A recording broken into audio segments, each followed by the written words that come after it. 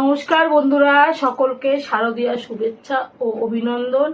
আজ তো চতুর্থী, তাই চতুর্থীতে তোমাদের সামনে একটা ভালো সুন্দর একটা রেসিপি নিয়ে চলে এসেছি। যে রেসিপিটা কিন্তু খেতে ভীষণই টেস্টি, রেস্টুরেন্টে যাওয়ার দরকার নেই, বাড়িতে বসে তোমরা বানিয়ে খেতে পারবে। সেই রেসিপিটা হচ্ছে কি পনির, পালং পনির। এক্সকিউজ মি এভরিওয়ান, একটু সাবস্ক্রাইবটা করে দাও, একটু তাড়াতাড়ি করে দিও। চলো চলো, সময় নষ্ট না করে তাড়াতাড়ি করে তোমাদের জলদি জলদি দেখিয়ে দিই আজকে আমি পালং পনির করতে কী কী নিয়ে নিয়েছি। আজকে পালং পনির তৈরি করতে পালং শাক নিয়ে নিয়েছি, ধুয়ে পরিষ্কার করে নিয়ে নিয়েছি। এখানে পনির, এখানে নিয়েছি টমেটো, গোটা রসুন, কুচনো রসুন, ধনে পাতা, কুচনো কাজু, কাঁচা লঙ্কা, টমেটো আর বাকি জিনিসগুলো তোমাদের রান্না করতে করতে দেখাবো। এবার পালং শাককে তো হালকা করে আমাকে বয়েল করে নিতে হবে, তার জন্য এই পালং শাককে এখন আমি যাব বয়েল করতে। এবার পালং শাকের সাথে কি কি বয়েল করব সব একবারে তোমাদের এর মধ্যে দিয়ে দেখাচ্ছি। এখানে তো পালং শাক নিয়ে নিয়েছি, নিয়ে নেব ধনে পাতা, নিয়ে নেব এখানে কাজু আর কাঁচা লঙ্কা, একসাথে সব বয়েল করব। আর নেব কটা রসুন, এই যে গোটা রসুনগুলো আছে, এই যে গোটা রসুনগুলোকে আমি এর মধ্যে দিয়ে দিলাম। এই সমস্ত কিছু এখন একটু নুন দিয়ে আমি বয়েল করব। চলো সেটা তোমাদেরকে দেখাচ্ছি।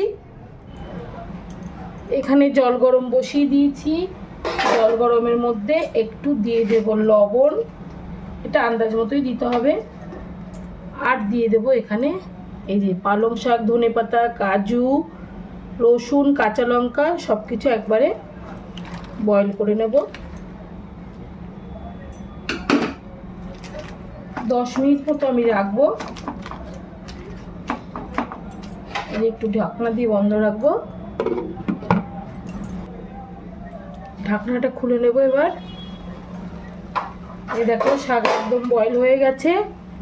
আর এক্ষেত্রে কিন্তু বেশি বয়েল করা যাবে না, কারণ এই পাতার যে সবুজ রঙটা বেশি সেদ্ধ করলে কিন্তু সবুজ রঙটা নষ্ট হয়ে যাবে। তাই আমি এখনই তুলে নেব।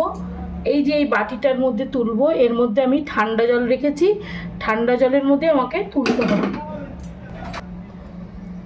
এখানে ঠান্ডা জলটা রেখেছি, ঠান্ডা জলের মধ্যে আস্তে আস্তে আমি এগুলোকে দিয়ে দেবো। যতক্ষণ না শাকটা ঠান্ডা হচ্ছে ততক্ষণ এই জলের মধ্যে থাকবে, তারপরে জল ঝরিয়ে আমি পেস্ট করব। এবার পনির ভাজতে হবে, তার জন্য আমি নিয়ে নিচ্ছি রিফাইন অয়েল। এর মধ্যে একটু লবণ ছড়িয়ে দেব, দিয়ে আস্তে আস্তে পনিরগুলোকে ছেড়ে দেব। একটু মিশিয়ে নিচ্ছি। পনির ভাজা হয়ে গেলে সেই ভাজার পনিরগুলোকে আমাকে এখানে গরম জলের মধ্যে ছাড়তে হবে, যাতে পনিরগুলো একটু সফট থাকে। তেলের মধ্যে দিয়ে দিলাম,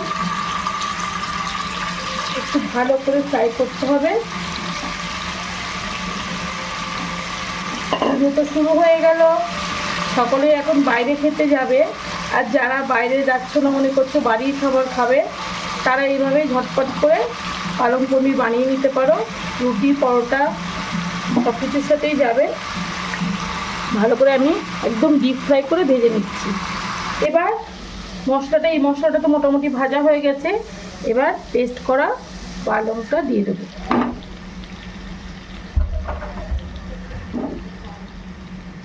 সুন্দর করে এখন মেশাবো।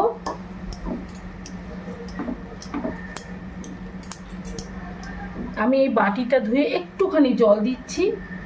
এই যে পনির আছে, পনিরের জলটাই দেব, যাতে মশলার সাথে একটু ভালো করে মিশে যায়। তোমরা জলটা নাও দিতে পারো, আমি একটু দিলাম। দিয়ে একটু মিশিয়ে দিই। আর পনিরগুলোকে এখনই আমি ছেড়ে দিচ্ছি, দিয়ে ঢাকনাটা বন্ধ করে দেবো। একটু গরম আছে, এভাবে দিয়ে দিচ্ছি।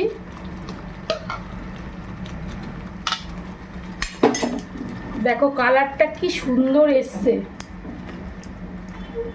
একদম গ্রিনটা রয়েছে। দেখো আমি যেভাবে করলাম এইভাবে করবে, তাহলে পালংয়ের যে গ্রিন কালার সেটা কিন্তু বজায় থাকবে।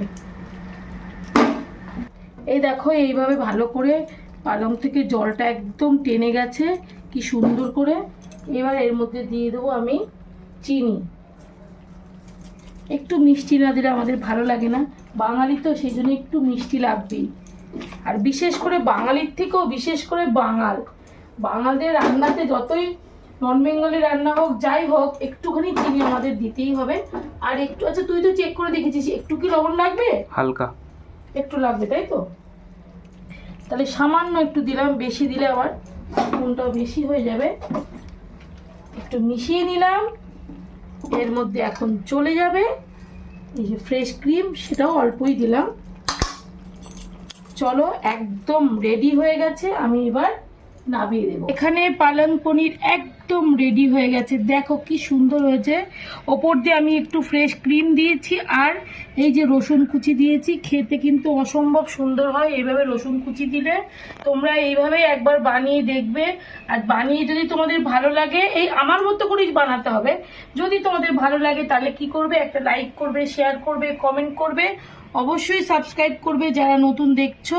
আর তোমাদেরকে আমি একটা খেয়ে দেখাচ্ছি, গ্রেভিটা অন্তত খেয়ে দেখাচ্ছি। দেখো গ্রেভিটা দেখো কি সুন্দর হয়েছে। আমি একটু গ্রেভি খেয়ে দেখাচ্ছি,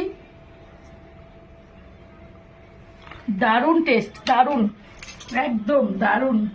ঠিক আছে বন্ধুরা, তোমাদের পুজো ভালো কাটুক এই শুভকামনা জানিয়ে এই ভিডিওটা এখানে শেষ করছি। টাটা।